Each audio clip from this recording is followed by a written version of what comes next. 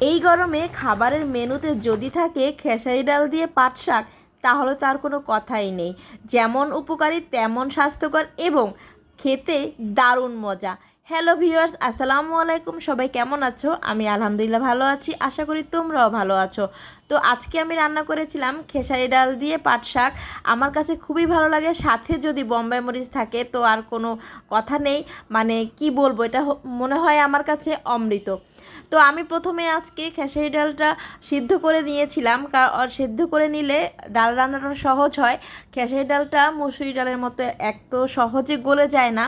তো খেসারি ডালটা সেদ্ধ করে নিয়েছি। অনেকে সেদ্ধ ডালটা আবার ব্লেন্ডার করে নেয়, আমি ব্লেন্ডার করে নেই কারণ আমার কাছে একটু আস্ত আস্ত থাকলে ওটা মুখে পড়লে ভালো লাগে, এই কারণে আমি ব্লেন্ডার করে নিই। তো আপনারা চাইলে ব্লেন্ডার করে নিতে পারেন। তো ডালটা সিদ্ধ করার পরে অন্য একটা পাতিলে ডাল দিয়ে পরিমাণ মতো পানি দিয়ে তারপরে এর মধ্যে দিয়ে দিয়েছি লবণ, হলুদ, কাঁচামরিচ, পেঁয়াজ। এগুলো দিয়ে তারপরে যখন ফুটে আসবে, অল্প কিছুক্ষণ ফোটার পরে তারপরে কি করব, একটা ডাল ঘুটুনি, আমরা ডাল ঘুটুনি বলি, আপনারা কি বলেন জানি না, অনেকে ডাল কাটা বলে। তো ভালোভাবে ঘুটে নিয়ে তারপর ওই যে পাট শাকগুলো কেটে বেছে ধুয়ে রেখেছিলাম, সেই পাট শাকগুলো দিয়ে দিব। পাট শাকগুলো দিয়ে ভালোভাবে নাড়াচাড়া করে সম্পূর্ণ ডালের সাথে একদম ভালোভাবে মিক্সড করে নিতে হবে। তারপরে অপেক্ষা করতে হবে পাট শাকটা সিদ্ধ হওয়ার জন্য।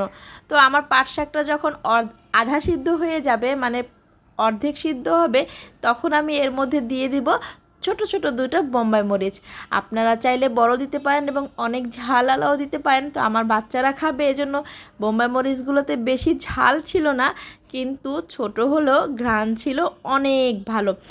এই কারণে আমি দুটো দিয়েছি। ঝাল তেমন হয়নি, কিন্তু খাবারের স্মেলটা, মানে বোম্বাই মরিচে একটা ঘ্রাণ ডাল এবং পাট শাকের ঘ্রাণের সাথে মিক্সড হয়ে কি যে বলবো, আমি রান্নার সময় আমার ঘ্রাণে মনটা ভরে যাচ্ছিল।